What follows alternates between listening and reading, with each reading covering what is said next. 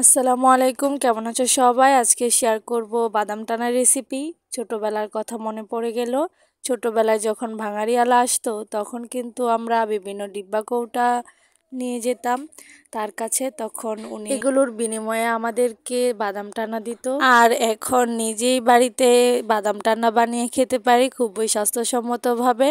তো আজকে সেই রেসিপিটি শেয়ার করব। তো সেজন্য আমি এখানে বাজারের কেনা ভাজা বাদামটা নিয়ে এসেছি, তারপর বাসায় এনে ভালো মতো খোসা ছাড়িয়ে পরিষ্কার করে নিয়েছি। তারপর চুলায় একটি প্যান বসিয়ে পরিমাণ মতো চিনি দিয়ে দিয়েছি।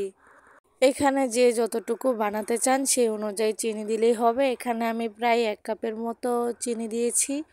তারপর এটাকে আমি ক্যারামেল বানিয়ে নিব। এই যে সাইড থেকে যখন চিনিটা আস্তে আস্তে গলা শুরু করবে তখন একটা চামচের সাহায্যে নাড়তে থাকবো।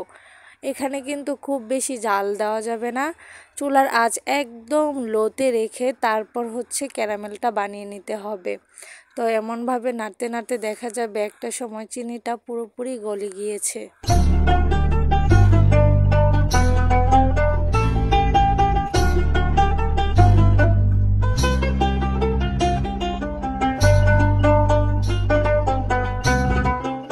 চিনিটা পুরোপুরি গলে গিয়ে যখন এমন সোনালি বর্ণ ধারণ করবে তখন আমরা এই যে বাদামটা এখানে ঢেলে দিয়ে 1 মিনিটের মতো নেড়ে চেড়ে মিশিয়ে নিব ক্যারামেলের সাথে ভালোভাবে।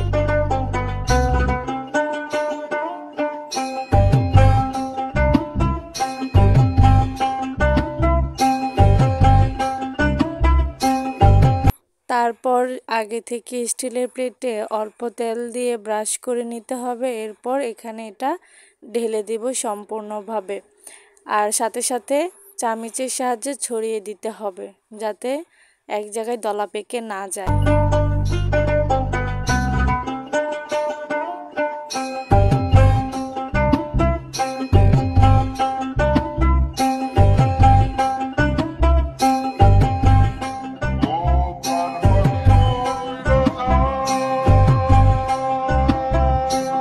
আর অপেক্ষা করতে হবে এটা ঠান্ডা হওয়ার আগ পর্যন্ত। আর ঠান্ডা হলে আমাদের এই বাদাম টানা তৈরি। এটা ঠান্ডা হলে এমনিতেই একটু চাপ দিলেই উঠে যাবে খুব সহজেই। তো দেখতেই পারছেন আমি কত সুন্দরভাবে এটাকে উঠিয়ে নিয়েছি।